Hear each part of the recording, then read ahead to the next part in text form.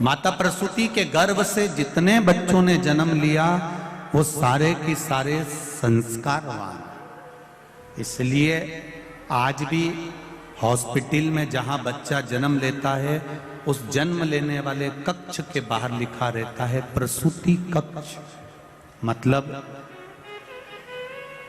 दक्ष प्रजापति की धर्म पत्नी का नाम आज भी हॉस्पिटल में प्रसूति कक्ष के रूप में लिखा होता है कि यहाँ माता प्रसूति के गर्भ से बच्चों ने जन्म लिया था तो वो सारे बच्चे संस्कारित थे। इस कक्ष में जो बच्चा जन्म लेगा वो भी संस्कारवान होगा, ये निश्चित है, ये निश्चित था। उसका नाम प्रसूति कक्ष रखा गया।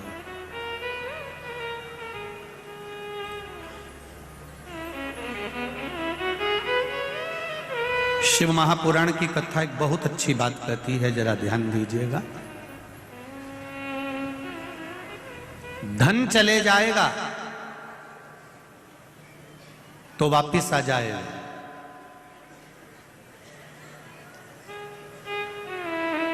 पर धर्म मत जाने देना। अगर धर्म चले गया तो बहुत मुश्किल से वापिस आएगा। धन वापिस आ सकता है पर हमारा धर्म गिरने ना दे।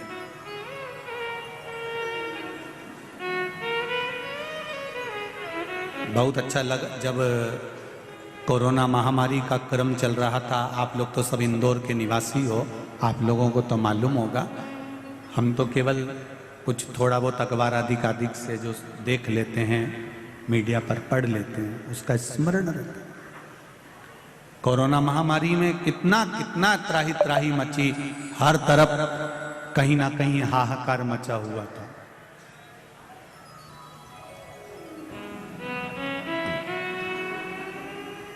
मैं आदरणीय संजय भैया शुक्ला जी को धन्यवाद देना चाहूंगा इस चीज के लिए कि उन्होंने कोरोना महामारी के समय पर ऑक्सीजन मशीन हो, चाहे दवाइयाँ हो, चाहे हॉस्पिटल हो, उस समय पर इनका सहयोग बड़ा पड़ा। और सत्यता है, ये एक धर्म की जो ध्वजा है ये सम्मुख होना चाहिए।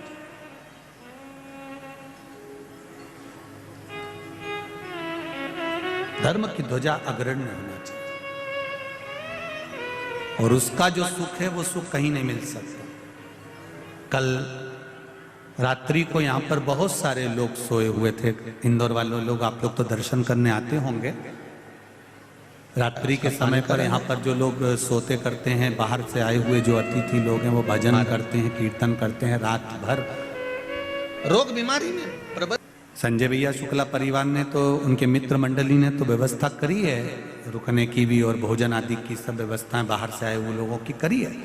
पर फिर भी मेरे इंदौर के जो दानवीर हैं वो जब यहाँ पर रात्रि के समय पर आकर कोई बिस्कुट, कोई खिचड़ी, कोई कुछ बांट रहा था, उसके मैसेज जब हमारे सीहोर कुबेरेश्वर धाम पर गए, वीडियोस गए, बड़ी प्रसन्नता हुई कि मेरा इंदौर इंदौर है, ये साधारण नहीं है।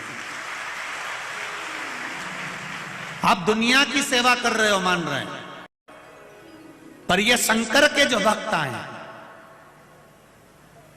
ये कोई साधारण नहीं है।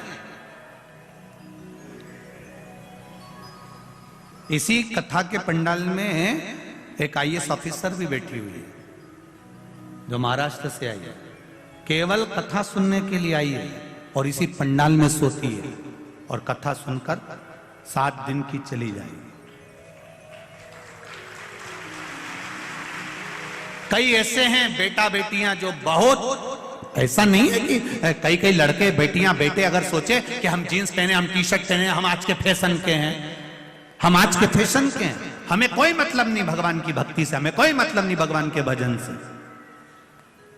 मैं उनसे कहना चाहूंगा, जिंदगी में आप पहनावा कैसा भी पहनो, कैसा भी भोजन करो, पर निवेदन है अपने सनातन धर्म को लेकर आगे बढ़ो तो जिंदगी सार्थक हो।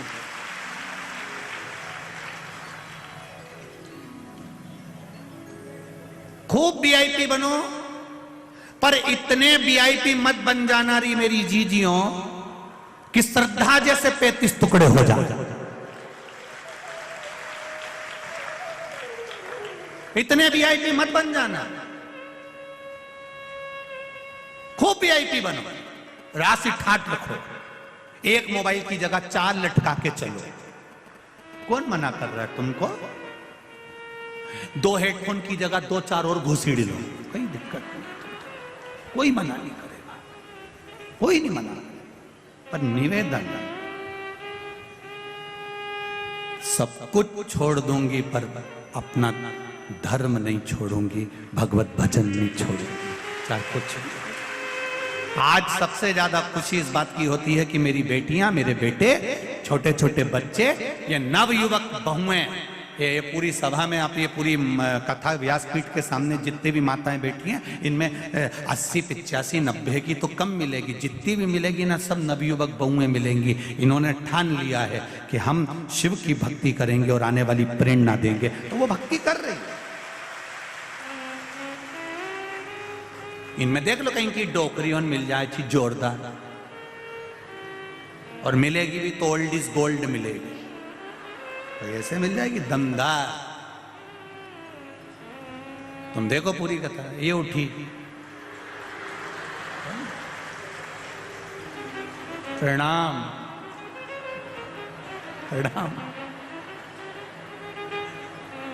प्रणाम, एक और उठी है, जय हो। एक और उठी इधर भी, धन्य है। नमन मेरी माओं को, प्रणाम करता हूं आपके चरणों को, धन्य। संजय भैया गजब तो करा, डोकरियों भी आई है। बैठो बैठो, प्रणाम करता हूं आपको, नमन है, नमन। श्री शिवाय। बैठो माँ, बैठो बैठो, प्रणाम करता हूं आपको, बहुत बहुत भाव आपका, स्नेह, ये प्रेम है आपका, ये वात्सल्यता है आपकी, ये करुणा है, और उसकी भक्ति के बिना कुछ भी नहीं। शिव कथा कह रहे, अपना फर्ज मत भूलो। प्रसूति मैया का विवाह दक्ष प्रजापति के साथ हो गया, कई कन्याओं का जन्म हुआ, 60 कन्याएं जन्म ले ली, 27 तो चंद्रदेव के साथ किया, कई कन्याओं। अब चंद्रदेव के साथ में जो कन्या भी आई, उसमें एक रोहिणी भी थी, जिस पर चंद्र बहुत आसक्त रहते थे, उनसे प्रेम करते थे, उनसे स्नेह करते थे। बाकी की जो धर्म पत्नियां थी उनकी और उसको देखते नहीं, बंदेश है।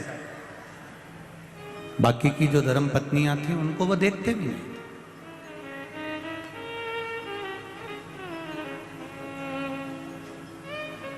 उनको देखना बंद कर दिया, केवल रोहिणी की ओर उनकी आसक्ति ज्यादा थी। सारी की सारी कन्याएं रोती बिलखती अपने पिता के पास में गई। पिताजी, मन में संशय है,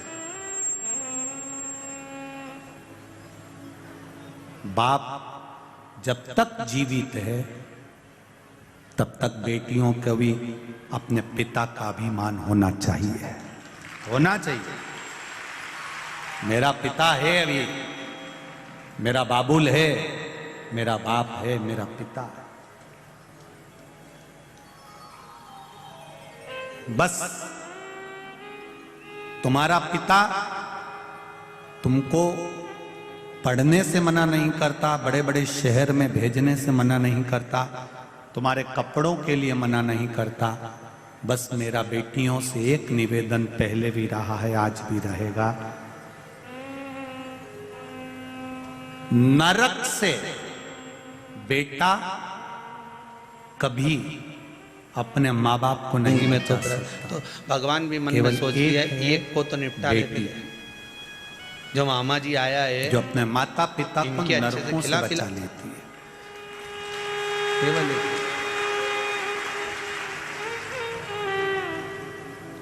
बेटी अपने माँ बाप को नरक से कैसे बचाती है? अपने माता पिता के द्वारा कन्या दान कराकर, दुनिया का सबसे बड़ा दान होता है कन्यादान। घर में अगर बेटी ने जन्म लिया है और उस बेटी का कन्यादान अगर माँ बाप ने नहीं किया है तो माता पिता को 94 तरह के नरक भोगना पड़ते हैं। ये बेटी ही है जो अपने माँ बाप को नरक से बचा सकती है। आप रहो कितने भी वीआईपी रहो, कितने भी ठाट से रहो, तुम कितने भी एंजॉय करो अपनी जिंदगी का, पर जब विवाह संबंध का समय आ जाए तो अपने माँ बाप से जाकर कह देना, पापा आप बोलोगे, माँ आप बोलोगी, विवाह में वहां करूंगी। तब कन्यादान का मौका अपने माँ बाप को जरूर दो, जिससे आपके माता पिता को नरक ना भोगना पड़े, नरक ना भोगना। बेटी को अगर जीवन में दुख होता है ना, बेटा मां को प्रिय होता है, बेटी बाप को प्रिय होती है।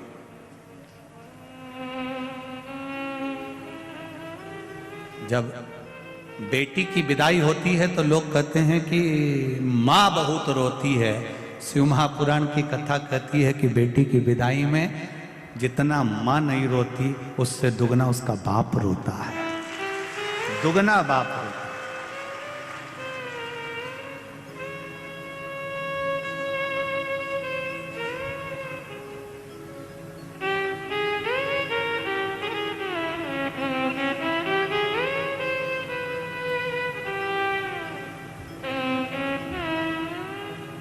पिता पुत्र को पूरी वसीयत दे देता है, पूरी जायदाद दे देता है। पिता बेटी को केवल एक कन्यादान देता है और वो कन्यादान का जो फल होता है, हजारों अश्वमेध यज्ञ और हजारों सर्वतोमुखी यज्ञ कर लीजिए और एक कन्यादान जिसको जन्म दिया है बेटी को, उसका कन्यादान कर लीजिए। वो मौका है, चूके ना, उसको छोड़े ना। सारी की सारी कन्याएं चंद्रदेव की बात लेकर अपने पिता दक्ष प्रजापति के पास में आ गई और दक्ष प्रजापति के पास में आकर बोली, दक्ष प्रजापति के पास में आकर कहती हैं, पिताजी हमको थोड़ा सा दुख है। क्या दुख आ गया बेटी? बाप के रहते अगर बेटी को दुख भोगना पड़े तो वो बाप किस काम का?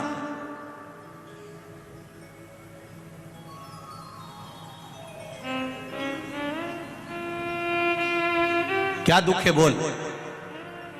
आपके जो दामाद हैं जमाई, वो केवल रोहिणी से स्नेह करते हैं, बाकी के किसी धर्म पत्नी पर उनका ध्यान नहीं है।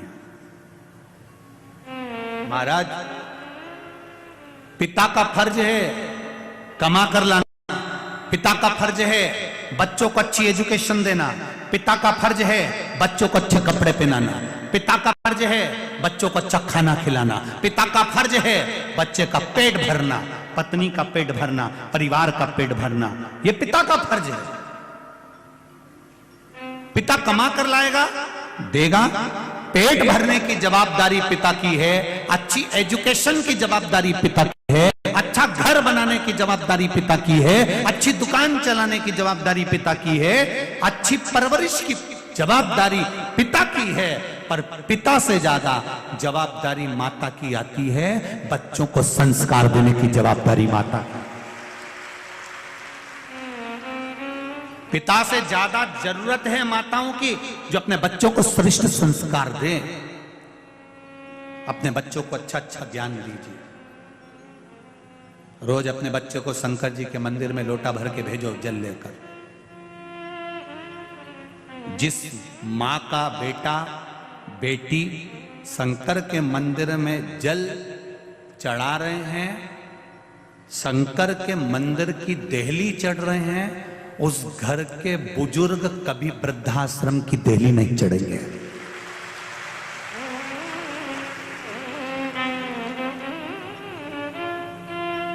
जिस घर के नवयुवक बेटा बेटियां, जिस घर के बच्चे शंकर के मंदिर की देहली चढ़ रहे हैं, शिव मंदिर में जा रहे हैं, एक लोटा जल चढ़ा रहे हैं, सफाई कर रहे हैं, शंकर के मंदिर में बेलपत्री चढ़ा रहे हैं, दिया लगा रहे हैं, उस घर का बूढ़ा आदमी कभी वृद्धाश्रम नहीं जाएगा, क्योंकि वो शंकर के मंदिर में रहकर जब सेवा करना सीख जाएंगे, शिव मंदिर में जाना सीख जाएंगे, अपने धर्म की ओर अग्रण्य हो जाएंगे, तो ये मेरा विश्वास कहता है कि वो कभी वृद्धाश्रम में अपने माँ बाप को नहीं भेजेगा, कभी नहीं भेजेगा, पढ़कर बढ़कर भी नहीं भेज सकता। लगाओ अंदाजा, तुम्हारे इंदौर में वृद्धाश्रम है? जाकर घूम के आना। भोपाल में भी है, सीहोर में भी है, सारे शहरों में वृद्धाश्रम है, एक बार घूम कर आना। किसी सब्जी बेचने वाले के माँ बाप उस वृद्धाश्रम में नहीं मिलेंगे, किसी ठेला चलाने वाले के माँ बाप वृद्धाश्रम में नहीं मिलेंगे, किसी जूता बनाने वाले के माँ बाप वृद्धाश्रम में नहीं मिलेंगे। वृद्धाश्रम में अगर बूढ़े मिलेंगे तो किसी अच्छे पढ़े लिखी औलादों के माँ बाप वृद्धाश्रम में मिलेंगे। गवारों के नहीं, जो पढ़े नहीं है, लिखे नहीं है, कुछ नहीं है उनके पास में, ठेला चलाते हैं तो भी कह देते हैं भूखा मर जाऊंगा पर अपने माँ बाप की सेवा करूंगा। कुछ नहीं है तो भी माँ बाप की सेवा में लगे हुए हैं। और आज के पढ़े लिखे जो कभी मंदिर नहीं गए, कभी देवालय नहीं गए, पूरी जिंदगी हम अप टू डेट बन के रहेंगे, अपने माँ बाप को वृद्धाश्रम में छोड़ दिए, तो तुम्हारी औलाद तुम्हें छोड़ेगी रे भेरू, छोड़ेगी।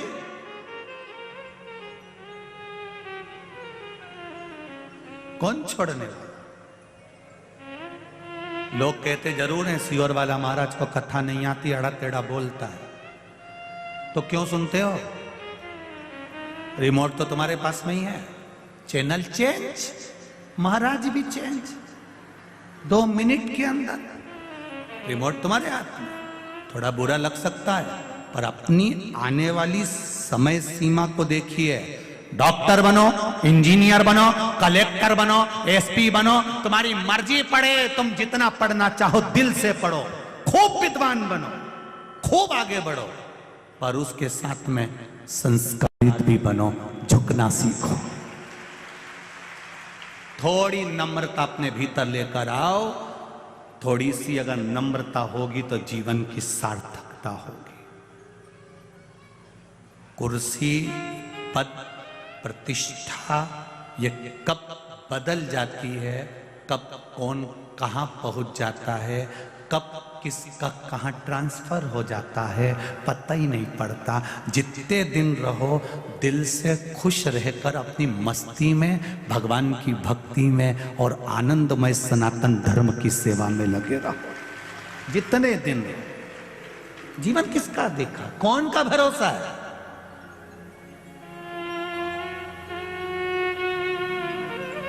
पापड़ बने कि बने रह जाते हैं रीजीजियों, बड़ी की भरी बरनी रखी रह जाती है। आम का अचार डाला था, पूरा भरा की भरा रह गया और काकी नहीं पड़ जाती है, सब धरा रह गया। कौन खाएगा, कौन पिएगा, पापड़ कौन सेकेगा, सब गया, गए। जीवन चला। अभी तुमने देखा ये कोरोना महामारी में कितना पैसा था लोगों के पास में, एक पलंग नहीं मिल पा रहा था हॉस्पिटल में, एक पलंग, एक वेंटिलेटर नहीं मिल पा रहा था। करोड़ों का धन होकर भी अगर कुछ नहीं है तो क्या धन की कीमत है। और ये देखा भगवत भजन, जिसने भगवान की अविरल भक्ति धारण करी, जब कोई नहीं आता तब मेरा डमरू वाला आता है और डमरू बजाकर चला जाता है। क्या है वो?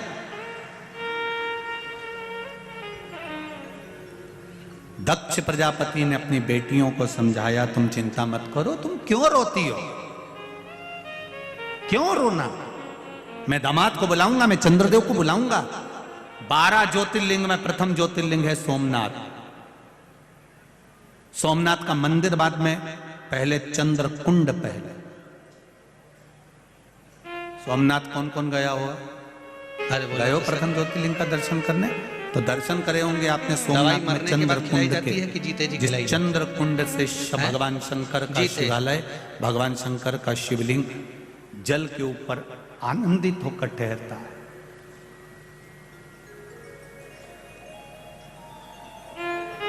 भगवान द्वारिकाधीश को क्या पड़ी थी मेरे द्वारकानाथ को? मेरे भगवान कृष्ण को क्या पड़ी थी, जरा विचार करिए कि द्वारिका छोड़कर सोमनाथ की पावन धरा पर भालुका क्षेत्र में आकर फिर पीपल के पेड़ के नीचे लेटे और उनके चरणों में वहां पर बाण लगा। जरा विचार करो, जन्म कहाँ हुआ? कारागार में। मथुरा से गए वृंदावन, वृंदावन गोकुल करते बरसाना गोवर्धन, ब्रजभूमि को त्याग कर मथुरा, मथुरा से फिर द्वारका, द्वारका के बाद भी प्राण त्यागने के लिए आए तो सोमनाथ की पावन धरा पर आए।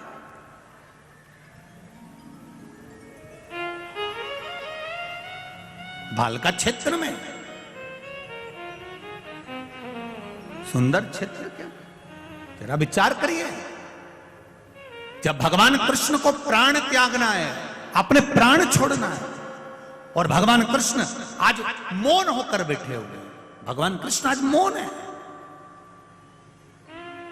पूछा गर्गाचार्य बाबा ने आकर, कन्हैया क्या बात है मेरे वसुदेव, मेरे कृष्ण, आज आप मौन दिख रहे हो, हुआ क्या आपको? विष्णु पुराण कहती है, कुर्म पुराण कहती है, गर्ग संहिता कहती है और श्रीमद् भागवत कहती है।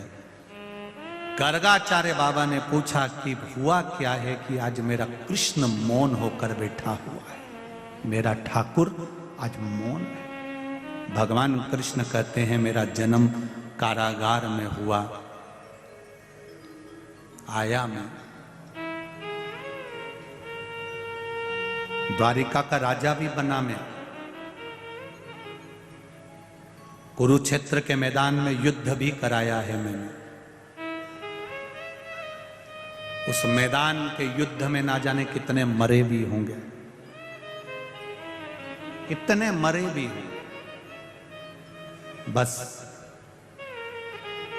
अब इस शरीर को जब छोड़ूं, इस शरीर को जब मैं त्याग करूं, तब मैं सारे बंधनों से मुक्त होना चाहता हूं, सब बंधन छूट जाएंगे।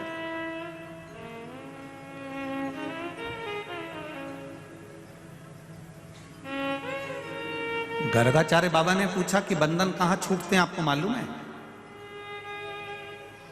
भगवान कृष्ण से पूछा जा रहा है कि बंधन कहां छूटते हैं, आपको मालूम है? भगवान कृष्ण कहते हैं हां, मुझे मेरे पिता नंद बाबा ने यह बताया था कि शिव के द्वार पर जब हम एक कदम चलकर जाते हैं तो जिंदगी के ना जाने कितने पाप और कितने बंधन कट जाते हैं, ना जाने कितने पाप और कितने बंधन केवल शंकर के द्वार जाने से कट जाते हैं। अभी आपको कथा के शुरू में कहा था कि कबड्डी खेलने वाला पाली छूकर आता है। दुनिया के लोग कहें बहुत भीड़ पड़ रही है, ग्राउंड में जगह नहीं है, तो भी निवेदन है आधे घंटे की सुनने आना। रोड पर खड़े होके तो सुनोगे, द्वार तक तो पहुंचोगे, दरवाजे तक तो पहुंचोगे, उसकी चौखट तक तो पहुंचोगे, बस उसका सानिध्य एक पल का, एक घड़ी का, एक क्षण का मिल जाए,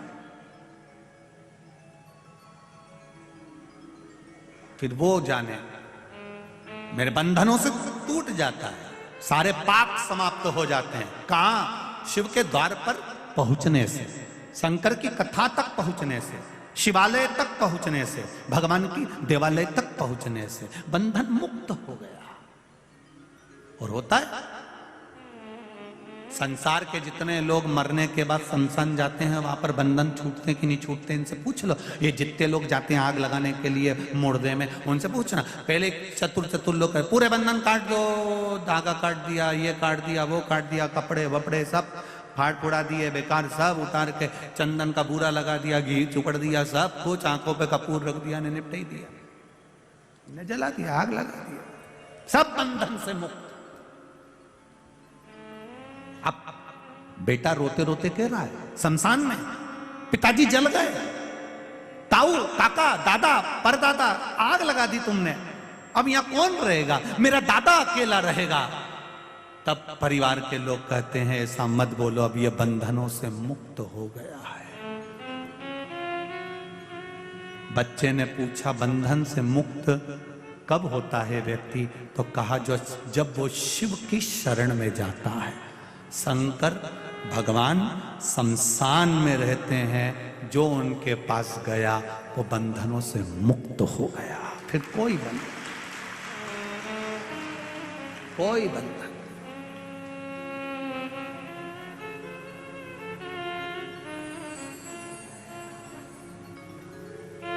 पहले शमशान बहुत दूर होता था, बहुत दूर शमशान, गांव से बाहर।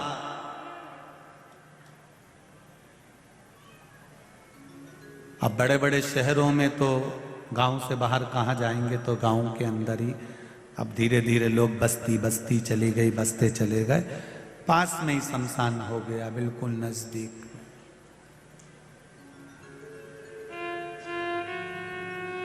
बिल्कुल नजदीक।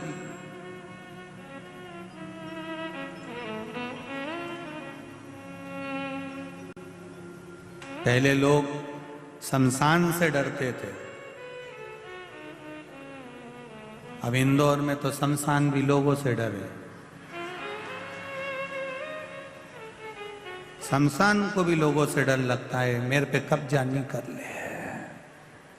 इंदौर में तो लोग शमशान भी डरे कि ये कहीं इनका मन एक शमशान पे नहीं आ जाए और यहाँ पे कॉलोनी नहीं काट दे।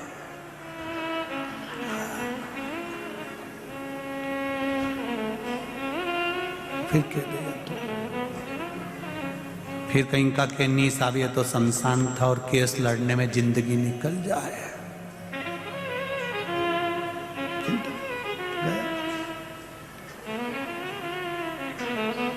बंधन जहां कटेंगे, भगवान गर्गाचार्य बाबा ने पूछा क्या चाहते हो? मेरे बंधन जहां कटेंगे मुझे वहां जाना है, अपने प्राणों को त्यागने के लिए, अपने शरीर छोड़ने के लिए।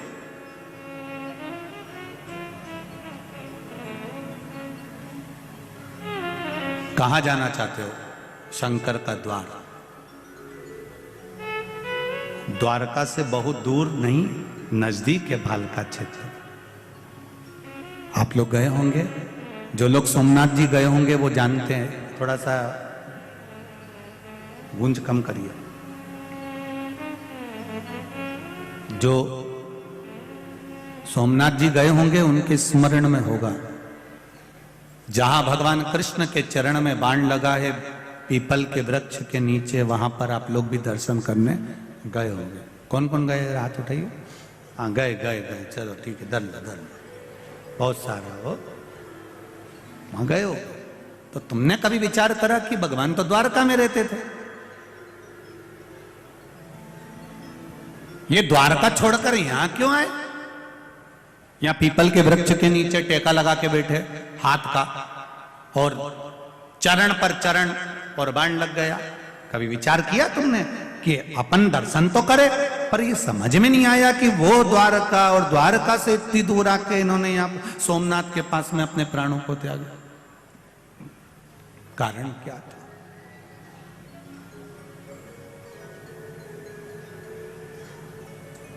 शंभो शरणे भरी मांगो घड़ी रे घड़ी, दुख काटो दया करी ने दर्शन। आखिर जरूरत क्या पड़ गई? क्यों द्वारका छोड़कर भगवान यहां आ गए? उसका एक कारण था, जरा नाम के व्याघ्र ने जब बाण छोड़ा, भगवान के चरण में जब बाण लगा, तब जरा ने भी पूछ लिया, आप तो द्वारका के निवासी थे, फिर यहां क्यों आए? यहां सोमनाथ की पावन धरा पर किस लिए?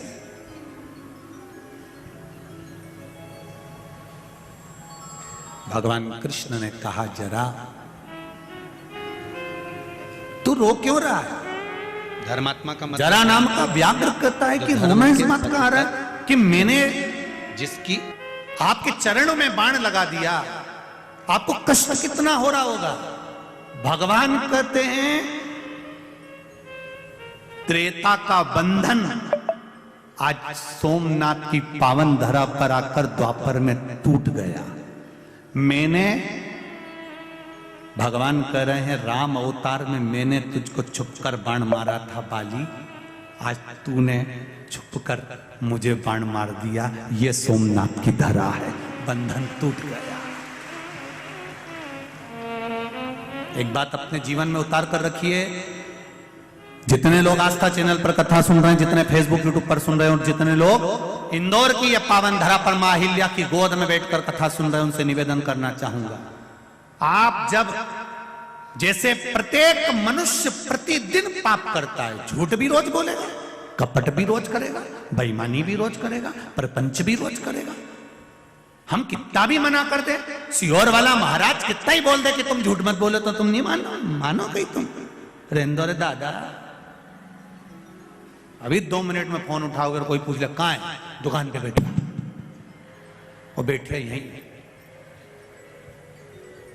कहीं का गाड़ी चलाते चलाते फोन लगा दे, कहां हो, बस पलासिया तक पहुंच गया, कहीं नहीं पहुंचा, राजवाड़ा पे पड़ा। इतना झूठ, पल पल झूठ।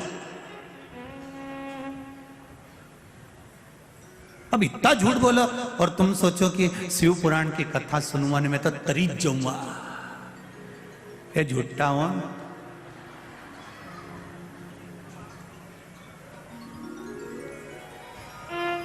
कई लोग कहते हैं साहब तुम ऐसा करोगे तो बैकुंठ चले जाओगे, तुम ऐसा करोगे तो नरक चले जाओगे। हाउ रे दादा, आज का जमाना का लोग तुरंत कह देते हैं क्यों बैकुंठ की नंगे, घूम के आ जाऊं एक बार, और नरक किधर है वो भी घूमी आऊं। शिव महापुराण में ये नहीं लिखा कि तुम शंकर भगवान को जल चढ़ाओगे तो तुम बैकुंठ चले जाओगे। सुनना जरा अच्छे से, और कहीं का महाराज के तो उसके चरण भी पकड़ लेना, कहीं नहीं। शिव महापुराण में यह नहीं लिखा कि शिव जी को जल चढ़ाओगे तो बैकुंठ चले जाओगे, शंकर भगवान पर बेलपत्र चढ़ाओगे तो बैकुंठ चले जाओगे, शंकर भगवान का अभिषेक करोगे तो बैकुंठ चले जाओगे। शिव महापुराण में लिखा है शिव जी को जल चढ़ाओगे या बेलपत्र चढ़ाओगे या अभिषेक करोगे तो पूर्व में हमने कोई पाप करा हो या हमारे जीवन में कोई दुख चल रहा हो तो वो मिट जाता है। बैकुंठ जाने का नहीं कहा। और दूसरी बात सुन लीजिए, शिव महापुराण एक बात और कहती है, जब तुम प्रतिदिन भगवान शंकर पर जल चढ़ाते हो या भगवान का भजन करते हो या भगवान की कथा तक या शिवालय तक, मंदिर तक जाते हो तो शिव महापुराण की कथा कहती है तुम्हें बैकुंठ जाने की कोई जरूरत नहीं है, बैकुंठ वाला तुम्हारे पास आएगा। अंत समय प्रभु आना पड़ेगा, वचन दिया तो निभाना पड़ेगा। आए ना आए प्रभु कुटुंब कबीरा, अंत समय प्रभु भगवान जब सारे सुख दे देता है तो वचन दिया तो निभाना पड़ेगा। आप बैकुंठ जाएंगे कि नहीं जाएंगे ये हमको नहीं मालूम और हम जानते भी नहीं है, क्योंकि हम बैकुंठ गए भी नहीं जीजी, और जो गए वो आए नहीं जीजी। तो हम ये कभी नहीं कहेंगे आपसे कि आप बैकुंठ, हाँ इतना जरूर कहेंगे तुम शंकर की भक्ति करो, तुम शिव का भजन करो, तुम शिव का अभिषेक करो, तुम शिव भक्ति में लग जाओ। ये निश्चित है, निश्चित। वो डमरू वाला, वो बैकुंठ वाला, वो इंद्र लोक वाला तुम्हें ढूंढते ढूंढते तुम्हारे पास पहुंचेगा। कल कथा में कहा था ड्रेस और एड्रेस सही रखना। आपका एड्रेस होना चाहिए शंकर का मंदिर, शिवालय, शिव पुराण। तो भगवान भी ढूंढता ढूंढता आ जाएगा कि कमला बाई कहां बैठी है। निश्चित है वो ढूंढता। अब तुम एड्रेस ही सही नहीं रखो तो बाबा बड़ी आफत है। फिर तो फिर कहां ढूंढोगा साहब, ढूंढना।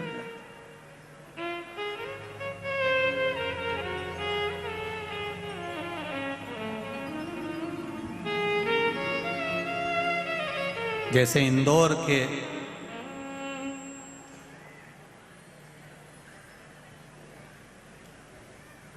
कोई अगर इंदौर के कहीं साधारण छोरा छोरी के अगर कहीं का बेवकूफ़ बनाना चाहे तो कोई बने में, कोई नहीं बने।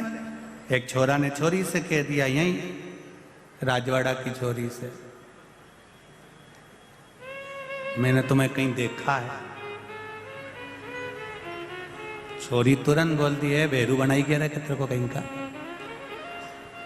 मैं तो कहीं नहीं दिखूं, जाती हूं शिव मंदिर, शंकर भगवान का श्रृंगार करती हूं, शिव मंदिर का स्मरण करती हूं, शंकर का गुणगान करती हूं, शिव की भक्ति में डूबी रहती हूं। उसके सिवाय मैंने अगर एक से संबंध जोड़ लिया मेरे महादेव से, तो मुझे दूसरे से संबंध जोड़ने की जरूरत ही नहीं पड़ती।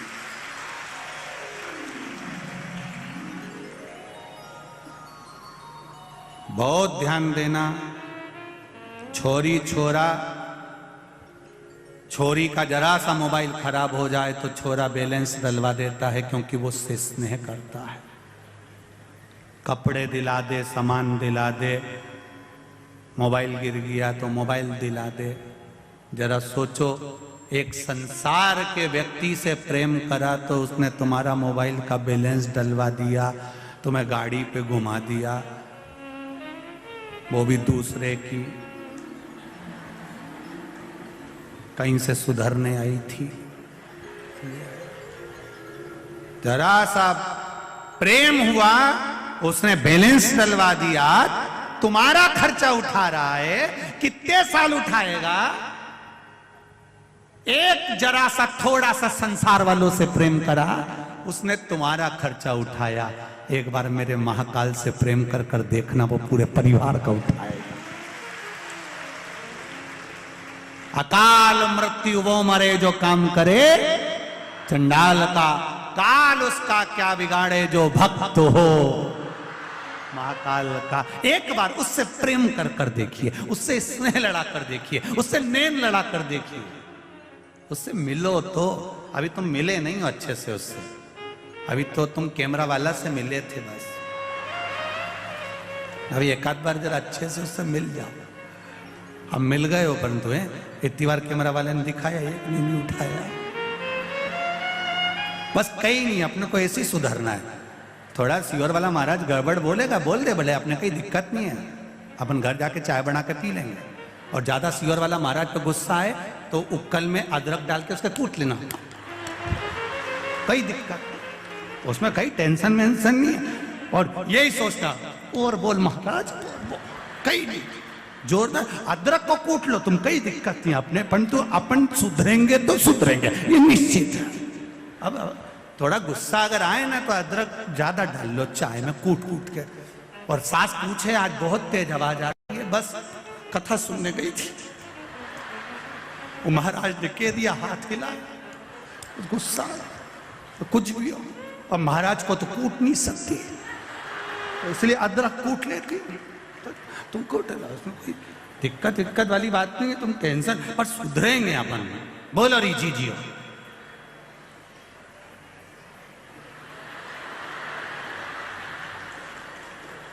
बस सुधरेंगे।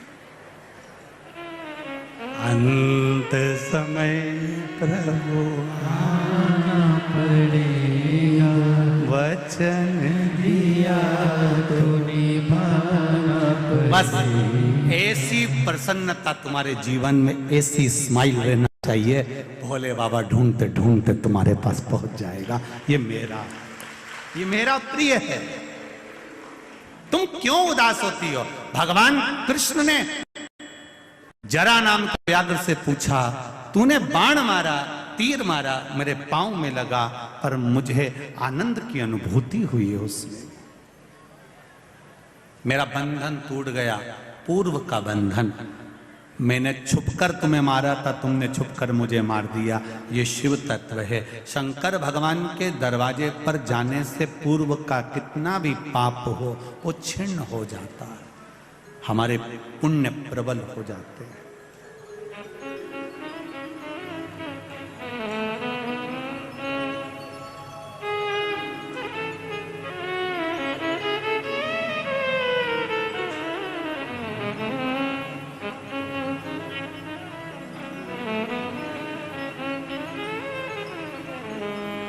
भगवान की अविरल भक्ति प्राप्त हो जाती है। हरि मोए लागे यो काशी को,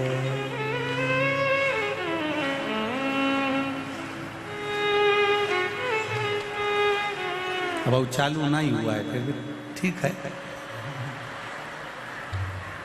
ठीक है।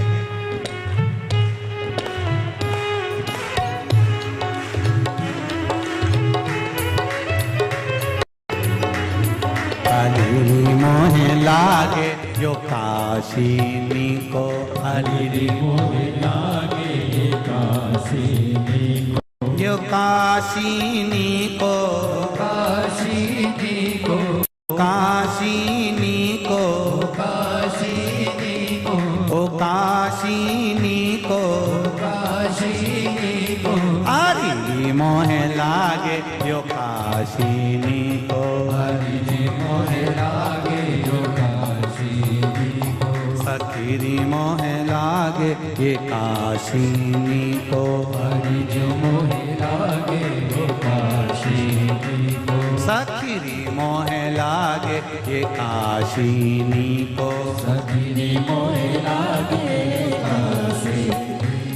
यो काशीनी को, काशीनी को, यो काशीनी को, यो काशीनी को, सखीरी मोहे लागे ये काशीनी को, सखीरी मोहे लागे यो काशीनी को, सखीरी मोहे लागे ये काशीनी को, सखीरी मोहे लागे यो काशीनी को। आओ से दोनों हाथ से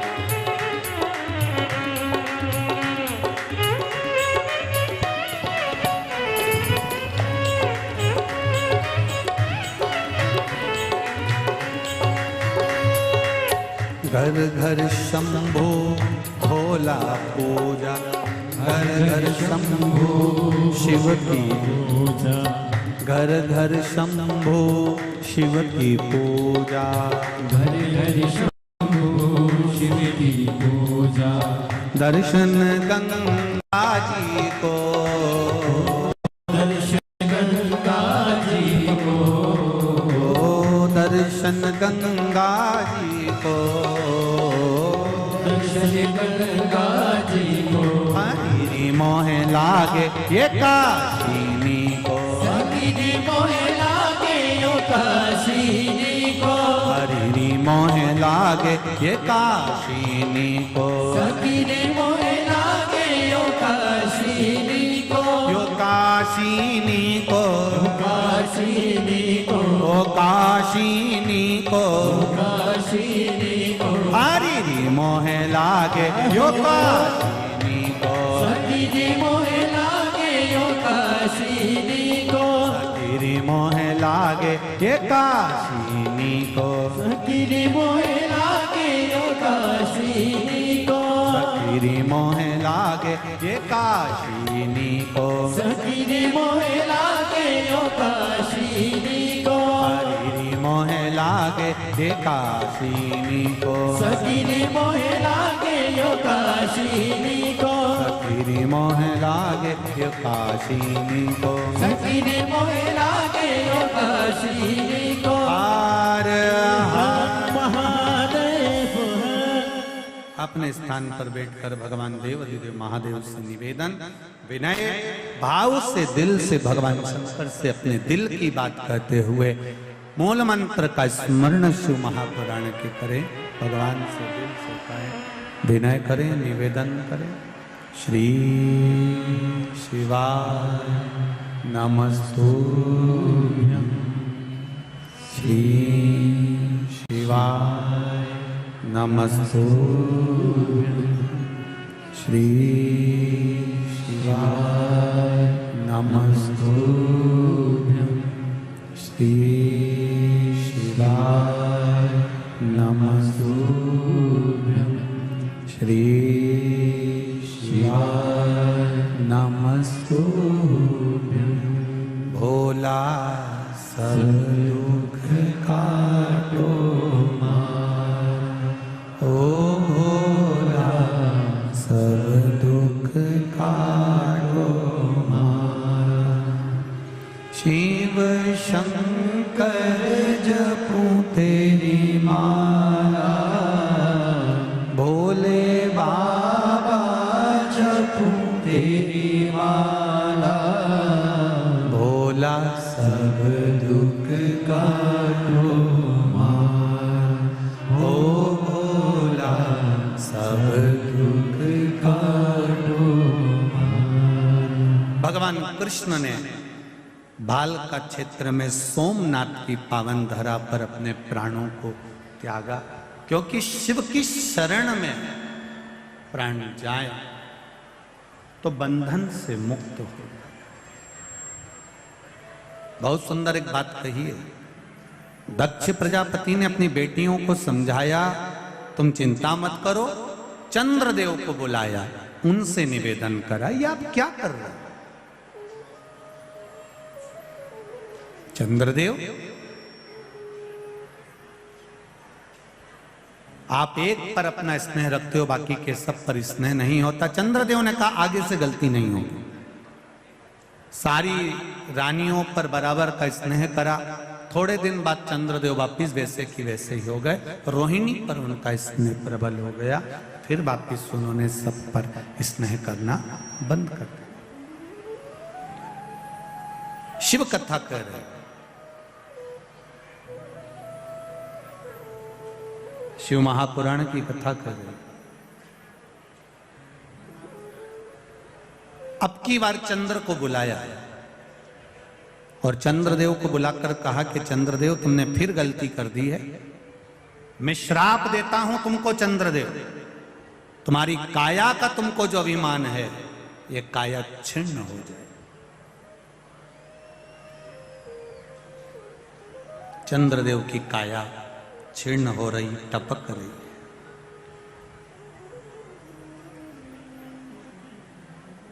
जब रोग से ग्रसित हो जाता है मनुष्य, किसी का एक्सीडेंट हो गया, कोई रोग आ गया, कोई बीमारी आ गई, तब उसको याद आता है कि मुझे शिव की शरण जाना। और शिव महापुराण की कथा कहती है, जब हम गंभीर बीमारी से ग्रसित होंगे तब भगवान के पास जाएं। उससे अच्छा है शरीर में अगर थोड़ा भी रोग आया है तो हम उससे पहले ही क्यों ना भगवान की भक्ति में डूब जाएं, भगवान की शरण में चलें। बहुत पत्र हैं, इन पत्रों में लिखा है, बहुत सी पत्रों में किसी का एक कैंसर वाला पत्र आया है कि कैंसर जैसी बीमारी हो गई थी, पर बाबा ने कृपा कर कर हमारे कैंसर को ठीक कर दिया। यहां तक पत्र हैं। पत्र बहुत हैं। चंद्रदेव रो रहे हैं, शरीर में कष्ट हो गया।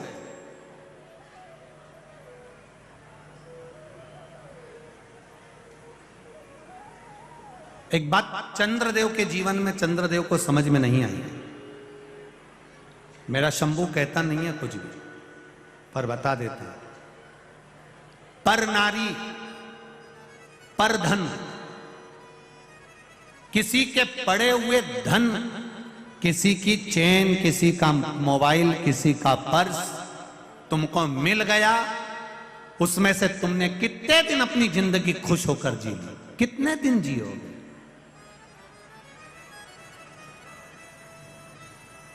फिर वापिस वही रोना जिंदगी का, और उससे अधिक रोना जीवन का है, और ज्यादा रोना है। पर धन पर नारी पर जब गलत दृष्टि दी जाती है तो यह निश्चित है कि व्यक्ति को रोना तो पड़ता है।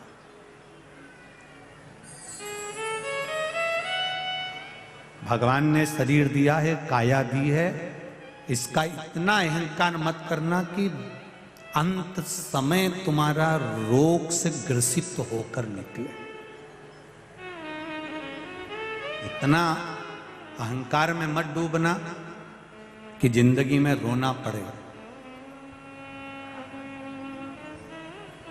हर पल हर घड़ी उसको धन्यवाद देते रहना कि ये तेरी कृपा से मिला है। शरीर भी दिया तो तूने दिया, घर भी दिया तो तूने दिया, बच्चे भी दिए तो तूने दिया, खाने के लिए दांत भी तूने दिया तो उधर भी तूने दिया, और भोजन भी तू ही दे रहा है। मैं जानती हूं मैं इस लायक नहीं हूं, मेरे जीवन में मैंने पूर्व में क्या करा होगा मुझे मालूम नहीं, पर आज जो निभा रहा है वो तू ही निभा रहा है, मेरा महाकाल, मेरा महादेव निभा रहा है, कोई दूसरा नहीं। काया खराब हो गई चंद्रदेव की। इतना अभिमान था चंद्रदेव को, मेरा तेज, मेरा तेज, मेरा तेज। यहां तक चंद्रदेव ने कह दिया था कि सूर्य तू चमकता है तो मेरे तेज से चमकता है। चंद्रदेव ने एक दिन भगवान विष्णु से भी कह दिया था, तुम्हारे शरीर पर जो तेज है और वैकुंठ में तेज है वो मेरी ओर से। चंद्रदेव ने एक बार गुरु बृहस्पति जी से कह दिया था, संपूर्ण ब्रह्मांड में जितने ग्रह चमक रहे हैं ये चंद्र से चमक रहे हैं, चंद्र के सिवा किसी की सामर्थ्यता नहीं कि कोई चमक जाए। चंद्र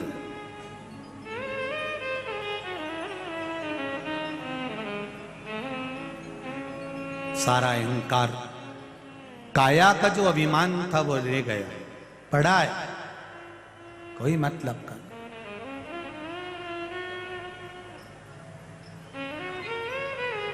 बड़ा अहंकार।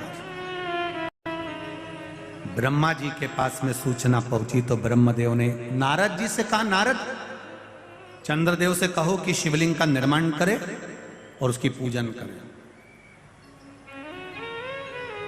समय पूछा गया, शिवजी के पूजन का समय क्या रखा जाए? ब्रह्मा जी ने कह दिया, चंद्रदेव से कह दो संसार में जन्म लेने वाले मनुष्य का मौत का समय बता दे कि मरेगा कब।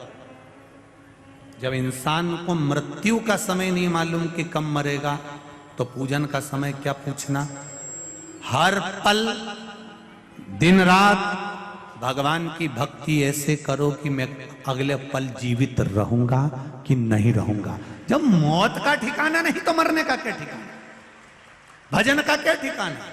कोई कहता भगवान का भजन दिन में करो रात में मत करो, कोई कहे शाम को करो सुबह मत करो, कोई कहे अभी करो बाद में मत करो। सबकी सुनो। पर शिव महापुराण कथा कह रही है कि कब मरोगे तुमको मालूम है क्या? जब तुम्हें मरने का नहीं मालूम है, मालूम पड़े रोटी खाता खाता लुढ़क गया तो उससे पहले ही शंकर का भजन कर लो, उससे पहले ही एक लोटा जल चढ़ा लो, उससे पहले ही शिव की भक्ति कर लो, भगवान का भजन कर लो, राम कर लो, कृष्ण कर लो, शिव कर लो। मृत्यु का ठिकाना नहीं है कि कब मरोगे। तो भजन का भी कोई समय नहीं है, तुम्हारी मर्जी पड़े तब करो, पर शिव का भजन।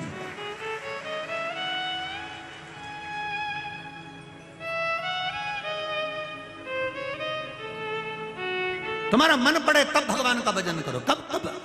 कई माताएं कहती है हम रजस्वला धर्म से हो गए तो क्या महाराज जी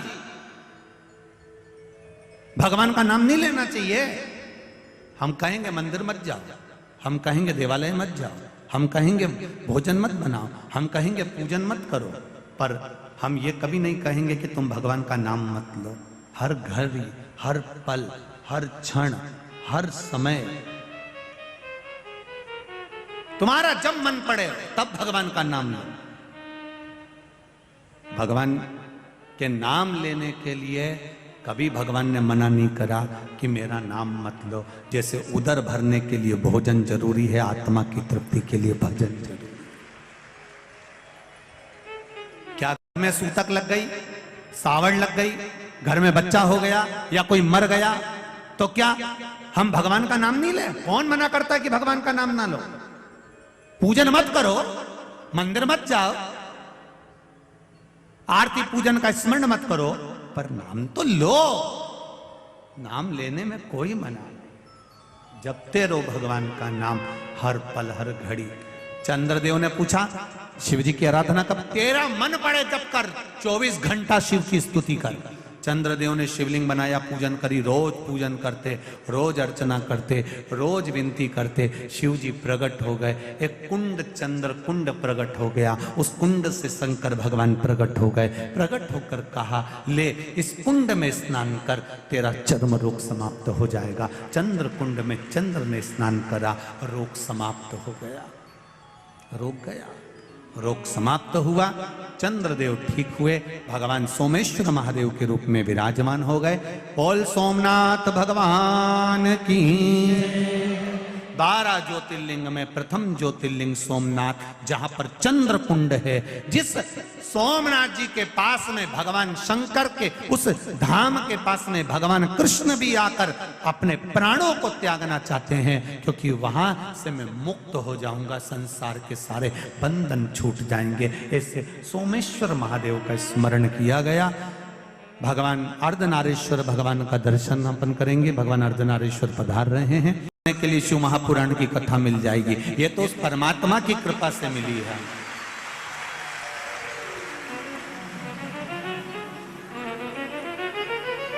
जब भी किसी मांगने वाले को देखो, जब भी किसी भिक्षुक को देखो, जब भी किसी 3 बत्ती 4 बत्ती चौराहे पर जाओ, राजवाड़ा के चौराहे पर जाओ, पलासिया के चौराहे पर जाओ, आप चाहे सपना संगीता चौराहे पर जाओ, जिस चौराहे पर जाओगे और वहां कहीं कोई मांगने वाला अगर तुम्हारे कांच को बजा रहा है और तुम देख रहे हो कि यह मांगने वाला मांग रहा है, उसको देखकर उसी समय पर तुम कुछ देव ना देव वो तुम्हारे ऊपर है, पर महादेव को धन्यवाद जरूर देना कि तूने मुझे यहां खड़ा नहीं करा।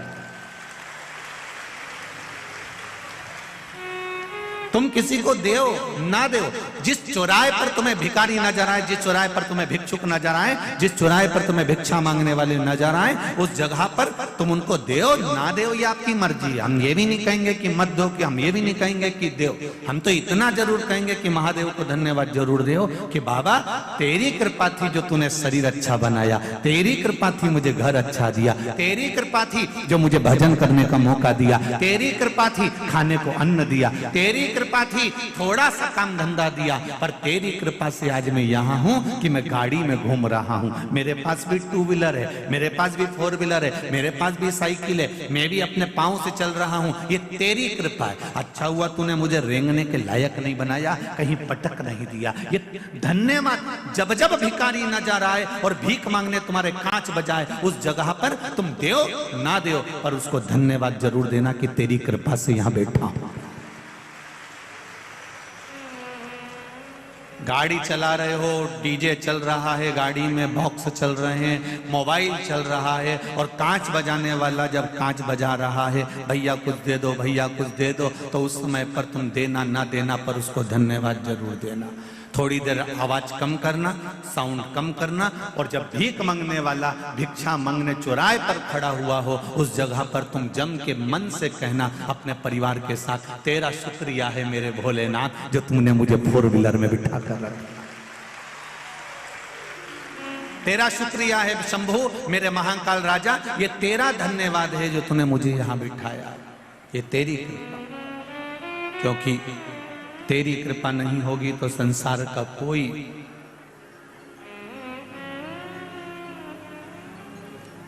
सुख नहीं मिल सकता। तेरी दया है इसलिए आज मैं यहां बैठा हूं। तेरी दया, तेरी करुणा, तेरी उदारता है जो मुझे यहां मिला है। ये तेरी कृपा है।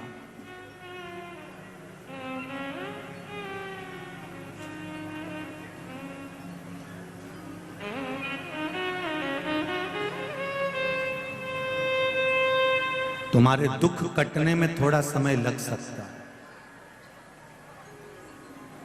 वो कहते हैं ना, कोई जल्दी बनेगा, कोई लेट बनेगा। जम के बोलो जरा, कोई जल्दी बनेगा, कोई लेट बनेगा, पर शिव जी को जल चढ़ाने वाला एक दिन सेठ जरूर बनेगा।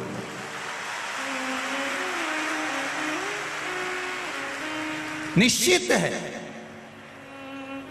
वो लंका का राजा रावण राक्षस, असुर प्रवृत्ति का, जब उसे सोने की लंका मिल सकती है, एक चोरी करने वाला चोर शिव जी के मंदिर में चोरी करने आया शिवरात्रि पर, उसने अपना कपड़ा निकाल के जला के आग लगा के उजाला कर कर चोरी का सामान देखा, और शंकर जी उसे कुबेर बना सकते हैं। एक मृगा करने वाला, हिरण को मारने वाला, पेड़ पे चढ़कर रात भर अपने बच्चों के पेट भरने की तैयारी करता है। रात भर बेलपत्री के पेड़ से बेलपत्र गिरती है, पानी की छाजल में से बूंद बूंद पानी गिरता है, और नीचे पड़े कंकर पर वो जल चढ़ता गया, और शिवरात्रि के दिन शंकर जी प्रकट होकर उसका भंडार भर देते हैं।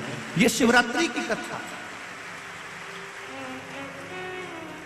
किसी को लेट मिलेगा, किसी को बोलो बोलो जल्दी मिलेगा, पर मेरे महादेव को जल चढ़ाने वाले को एक दिन सेठ पद जरूर मिलेगा। ये निश्चित है, वो मिलेगा।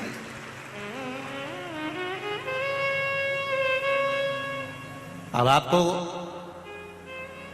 कहीं जाना नहीं है, हो कोई तुमसे कह दे वहां इतना बड़ा चमत्कार हो रहा है और गड़ा हुआ हंडा मिल रहा है, तो हमको भी बता देना, हम भी चले जाएंगे। हमें भी बता दो दादा, हम भी चले जाएंगे। अगर ऐसे गड़े हुए हंडे मिलते होते या बहुत बहुत चमत्कार होते होते, अंधविश्वास में मत पड़ना। फिर निवेदन है, इधर उधर भ्रम में भ्रांतियों में मत जाना।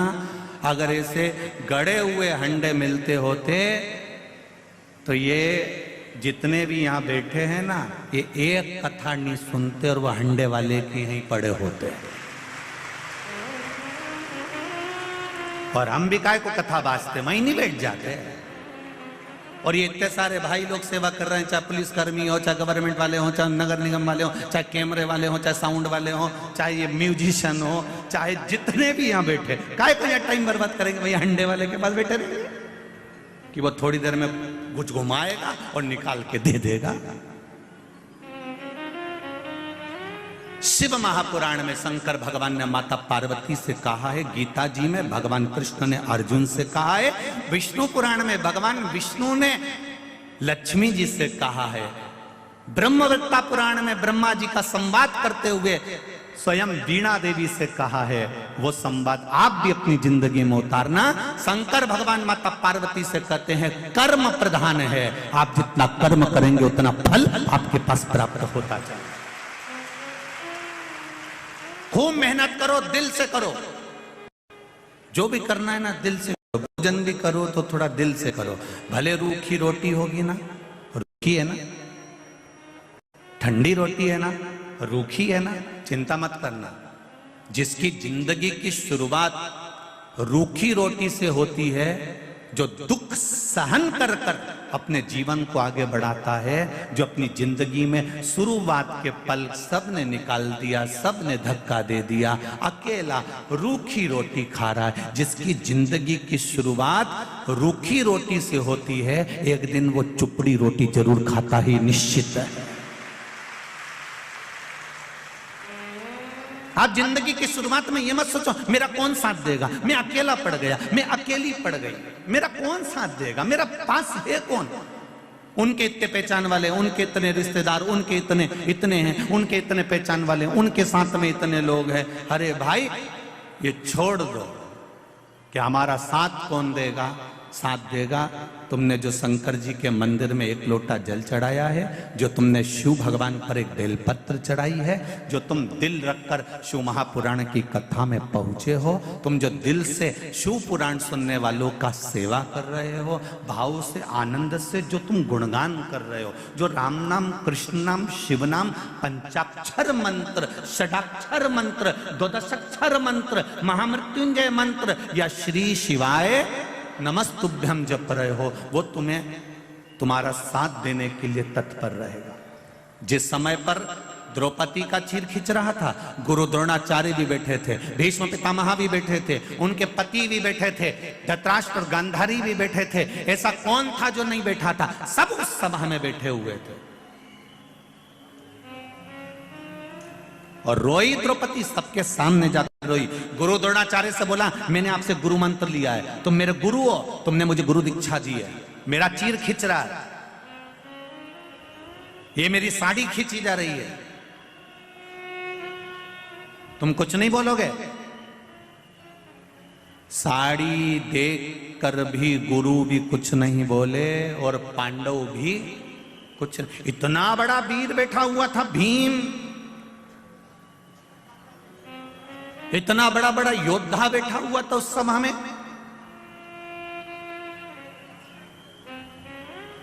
भीम जैसे योद्धा भी बैठे हैं, अर्जुन जैसा धनुष चलाने वाला भी बैठा है, तीर चलाने वाला भी बैठा है। विद्वानों में विद्वान धर्मराज युधिष्ठिर तक बैठे हुए थे, नकुल सहदेव तक बैठे हुए थे। सब साड़ी देखते रहे पर कोई बचाने नहीं आया। अंत समय में फिर मेरे भगवान को आना पड़ा। उसी तरह जैसे भीम, अर्जुन, नकुल, सहदेव, युधिष्ठिर, भीष्म पितामह और धृतराष्ट्र, गांधारी, गुरु द्रोणाचार्य जितने थे ना, सब साड़ी देख रहे थे पर बचाने कोई नहीं आया। उसी तरह अंत अवस्था में पलंग पर पड़े रहोगे, सब नाड़ी देखते रहेंगे पर बचाने कोई नहीं आएगा। साड़ी देखने वाले भी बचाने नहीं आए और नाड़ी देखने वाले भी बचाने नहीं आए। अंत समय में केवल मेरा देव अधिदेव मां आएगा। अंत समय परमात्मा की ओर जाने में देरी मत करो। कितना विश्वास है आपका? जितने लोग इस पूरे ग्राउंड में बैठे हुए लाखों की संख्या में, इससे डेढ़े पूरे ग्राउंड के चारों तरफ बाहर बैठकर ओटलों पर कथा सुन रहे हैं। जितने अंदर हैं उससे डेढ़े बाहर।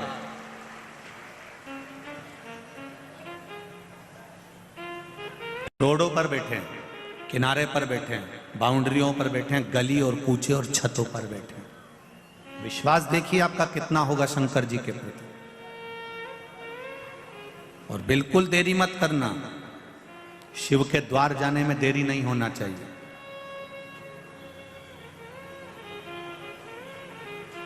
एक पत्र आया है, आज और कल का ही पत्र है, देख लीजिए।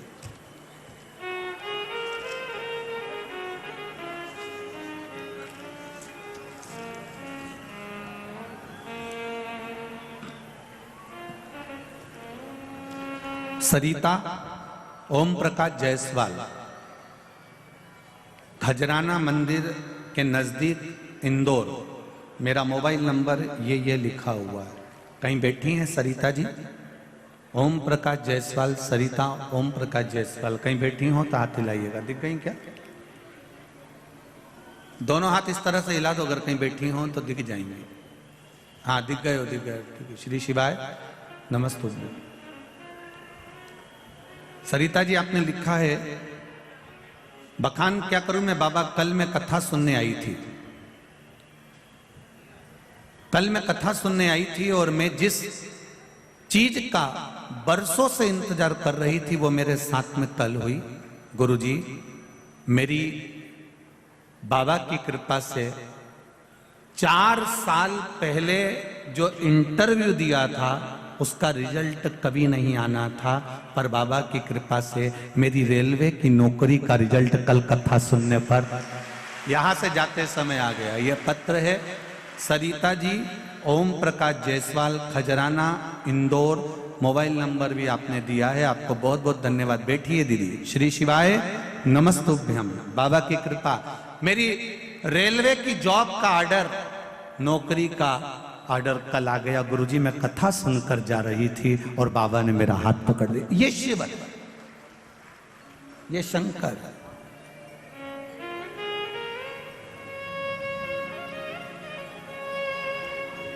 आपसे एक बात हमने पहले कथा में कही है, आप लोगों को स्मरण में है कि नहीं है? शिव कथा में जाओ,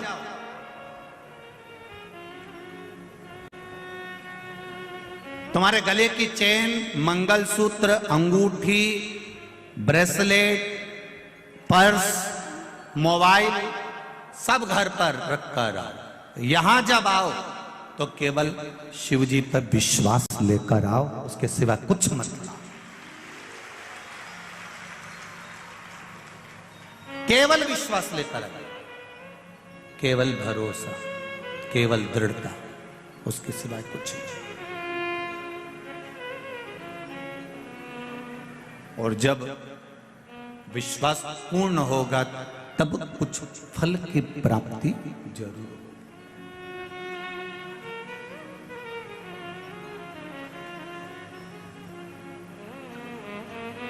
कथा सुनने आते हो और कहते हो कि हम तो भगवान पर पूरा विश्वास लेकर आए हैं, पूरा भरोसा लेकर आए हैं और कथा सुनने आए हैं। मुझे तो नहीं लगता कई लोगों को देखकर कि आप कथा सुनने आए हो। सवेरे 8 बजे से 7 बजे से 6 बजे से पंडाल में आकर बैठे हो, तो किसके लिए बैठे हो? कैमरे वाले के लिए?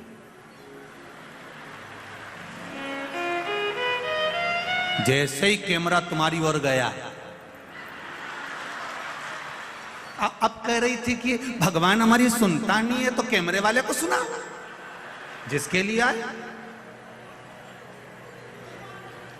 आप, जिसके लिए कथा सुनने आए हो तो कैमरे वाले से कहो। और बाद में कहते हो हम तो महादेव का, हम कथा सुनने गए थे, हम भगवान की कथा सुनने गए थे। अब तुम्हारा ध्यान तो कैमरे पर।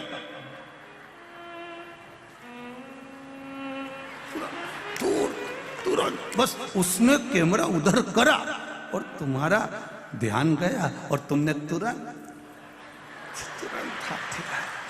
मुझे तो ऐसा लगता है कि घर पे बोल के आती होगी कि मैं सफेद कलर की बोतल हिला दूं, समझ लेना मैं यहीं बैठी।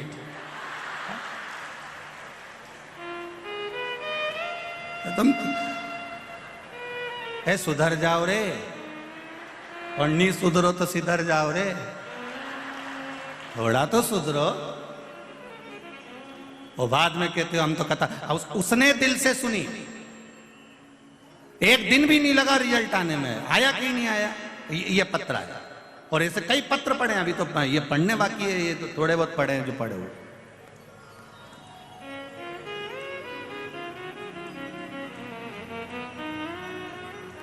काय को टाइम बर्बाद करो रे? सवेरे 9 बजे से घर से आ जाओ फालतू का, एक कैमरा वाला का चक्कर में आओ जबरदस्ती का।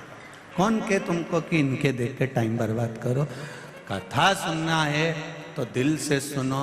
इशारा तुम्हारा नहीं होना चाहिए, इशारा मेरे महादेव का होना चाहिए, तो कथा का तो मतलब की कथा नहीं तो जरा से में कैमरा उन्नंग गया तुरंत कहा मतलब कैसा। शंभो शरण पड़ी मांगू घड़ी दुख काटो दया करी दर्शन आपो। एक माता ने पत्र में लिखा है, मैंने जो कथा वहाँ हुई थी पटवारी जी वाली, उस कथा को सुना था। उसमें मैंने बाबा से मांगा था कि बाबा मेरी बेटी का शादी नहीं हो रहा है, हम बड़े तकलीफ में थे गुरुदेव। सारे को दिखाया, कहीं बेटी का संबंध नहीं जम पाया।